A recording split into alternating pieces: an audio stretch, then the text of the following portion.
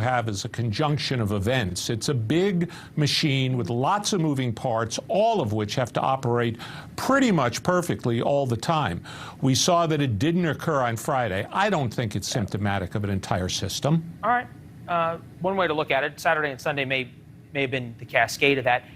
Mark, where does this go for these pilots who, at least some of them, it seems like, are going to be willing to fight and die on the field of refusing the vaccine? I think the wrong entity is in the middle of this whole thing. Sorry, Mark, I meant that for Bruce. I apologize. I'm fine. Okay. Well, I think the answer to this is that pilots do not have to have a Sickout to slow a monkey wrench into flying operations. There are no industries that are more heavily regulated in the United States than the airline industry and the nuclear power industry. They don't have to call in sick to slow down airline operations. The pervasive nature of the federal air regulations, if a pilot complies literally with every federal air regulation in place, they can slow down operations substantially and still be in the cockpit on their duty hours. And I think what we see here is a power struggle between a union and an airline. Southwest has a history of problems between their union and the airline. And this is the pilots union making a statement that you better come talk to us before you do something substantial like you're doing with the vaccine. The lawsuit was not about the vaccine per se. It was about the fact that they instituted it without talking to the pilots as part of the collective bargaining agreement.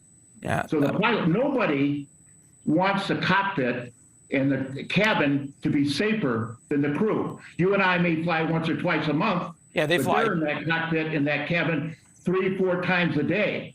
Yeah, so it's a great point. You think, though, we're already starting to see these job losses because of the mandate. In healthcare, so far, 18,000. In the government, 123,000.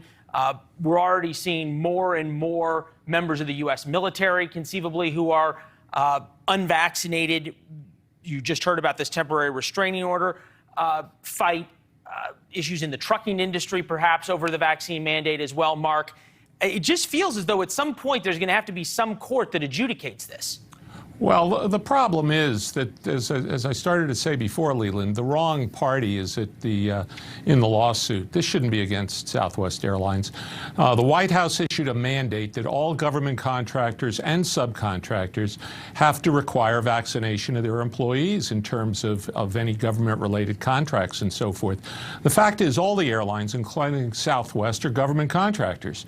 They have an obligation. So all of a sudden, they're stuck in the middle, and they end up as a defendant in the lawsuit. The fact of the matter is that the proper defendant should be the United States government here.